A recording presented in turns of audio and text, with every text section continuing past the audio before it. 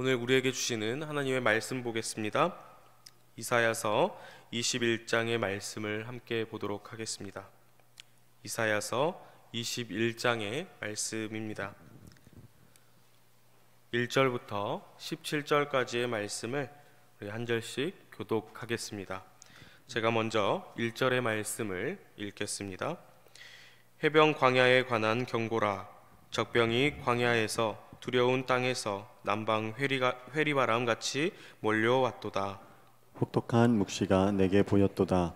주께서 가라사대 속이는 자는 속이고 약탈하는 자는 약탈하도다. 엘람이여 올라가고 메대여 에워싸라. 그의 모든 탄식을 내가 그치게 하였노라 하시도다. 이러므로 나의 요통이 심하여 임산한 여인의 고통 같은 고통이 내게 임하였으므로 고통으로 인하여 듣지 못하며 놀라서 보지 못하도다. 내 마음이 진동하며 두려움이 나를 놀래며 희망의 서광이 변하여 내게 떨림이 되도다. 그들이 식탁을 베풀고 파수꾼을 세우고 먹고 마시도다. 너희 방백들아 일어나 방패에 기름을 바를지어다. 주께서 내게 이르시되 가서 파수꾼을 세우고 그 보는 것을 고하게 하되 마병대가 쌍쌍이 오는 것과 나귀떼와 약떼떼를 보거든 자세히 유심히 들으라 하셨더니 파수꾼이 사자같이 부르짖기를 주여 내가 낮에 늘 망대에 섰었고 밤에 맞도록 파수하는 곳에 있었더니 마병대가 쌍쌍이 오나이다. 그가 대답하여 가라사대 함락되었도다 함락되었도다. 바벨론이여 그 신들의 조각한 형상이 다 부서져 땅에 떨어졌도다 하시도다. 너 나의 타작한 것이요 나의 마당의 곡식이요 내가 이스라엘의 하나님 만군의 여호와께 들은 대로 너희에게 고하였노라. 두마에 관한 경고라. 사람이 세일이여 세일에서 나를 부르되 파수꾼이여 밤이 어떻게 되었느뇨 파수꾼이여 밤이 어떻게 되었느뇨. 파수꾼이 가로되 아침이 오나니 밤도 오리라. 내가 물으려거든 물으라. 너희는 돌아올지니라. 아라비아에 관한 경고라. 드단 대상이여 너희가 아라비아 수풀에서 유숙하리라. 때마땅에 거민들아 불을 가져다가 목마른 자에게 주고 떡을 가지고 도피하는 자를 영접하라. 그들이 칼날을 피하며 뺀 칼과 당긴 활과 전쟁의 어려움에서 도망하였음이니라. 주께서 이같이 내게 이르시되 품꾼에 정한 기한같이 1년 내에 게달의 영광이 다 쇠멸하리니. 함께 읽겠습니다. 게달 자손 중 활 가진 용사의 남은 수가 적으리라 하시니 이스라엘의 하나님 여호와의 말씀이니라. 아멘. 할렐루야. 네. 이른 아침 주님 전에 나와서 함께 예배드리는 여러분 모두에게 하나님의 은혜가 충만하길 소망합니다. 그리고 영상으로 함께 예배드리는 여러분 모두에게도 하나님의 은혜가 가득 넘치길 소망합니다. 오늘 우리가 함께 읽은 이 이사야 21장의 말씀은 바벨론과 함께 두마와 아라비아라고 이야기되는 에돔에 대한 그런 심판의 말씀인데요.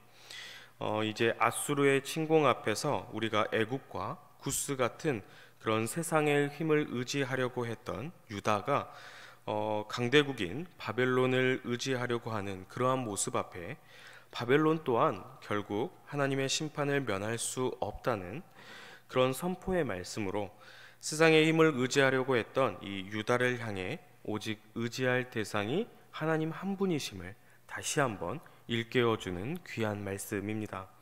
그럼 우리는 오늘 말씀에서 먼저 등장하고 있는 이 바벨론의 심판에 대해서 한번 살펴볼 수가 있는데요. 오늘 말씀 이제 1절부터 보시면은 바벨론을 상징하는 해변 광야라는 명칭을 시작으로 이 바벨론에 닥치는 심판이 겨울에 부는 이 매서운 바람으로 표현된 그 회리바람 같이 혹독할 것이라고 말씀합니다.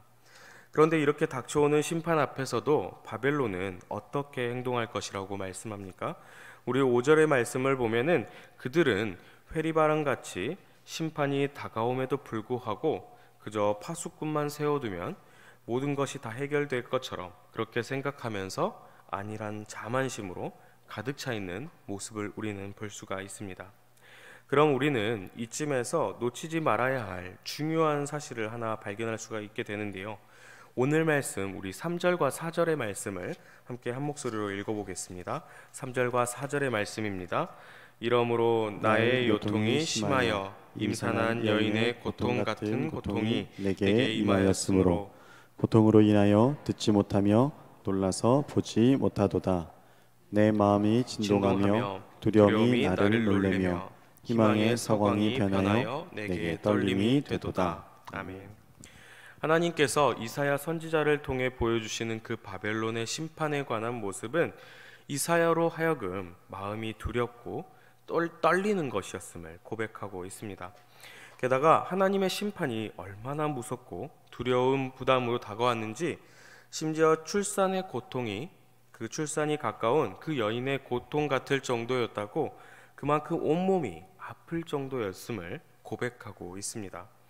여러분, 그렇다면 이게 무엇을 뜻하겠습니까? 이사야 선지자가 이렇게 고통을 느낄 정도로 그 이유가 과연 무엇이었겠습니까?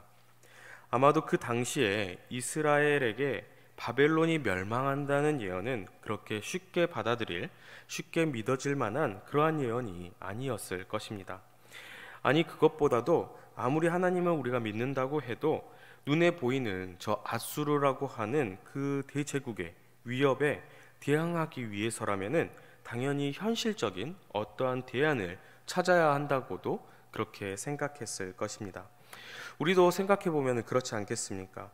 지금 당장 누가 우리 주변에 그 강대국들 가운데 어떠한 한 나라가 갑자기 멸망할 것이라고 이야기한다면, 아니 당장에 어디선가 전쟁을 일으켜서 우리에게 쳐들어온다고 한다면 그에 대항하기 위해서 우리가 현실적인 대안을 모색하고 또 마련해야 하는 것이 우선이지 않겠습니까? 그러나 그러한 상황 가운데 이 이사야 선지자가 본 바벨론의 심판은 단순한 어떠한 심판만을 의미하는 것은 아니었을 것입니다. 그렇다면 무엇이었겠습니까? 그것은 바로 오직 하나님만이 우리가 의지해야 할 대상이라는 그러한 확신이라는 사실입니다. 다시 말해 믿기지 않을 만큼의 바벨론이 멸망한다는, 그리고 바벨론이 멸망하는 그 모습이 처참하여 고통스러운 것도 당연히 있었겠습니다만, 그렇게 강하고 대단했던 의지의 대상인 바벨론이 멸망할 것이라고 하는 하나님의 말씀은 결국 바벨론 또한, 아무리 대단하다고 하는 그 바벨론 또한 유한한 존재에 불과할 뿐 아니라 우리가 진정으로 의지해야 할 곳이 세상의 어떠한 강함이나 화려함이 아니라 오직 하나님이라는 사실을 온 몸으로 보여주고 있는 것입니다.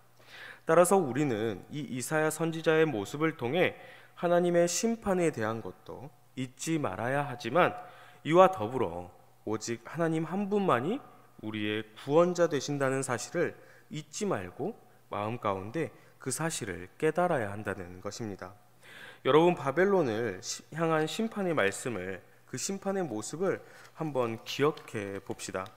오늘 말씀의 9절 가운데 보면은 바벨론이 세상의 뜻에 따라 의지하며 살아가고 또한 섬겼던 그 우상들이 모두 어떻게 된다고 말씀하십니까?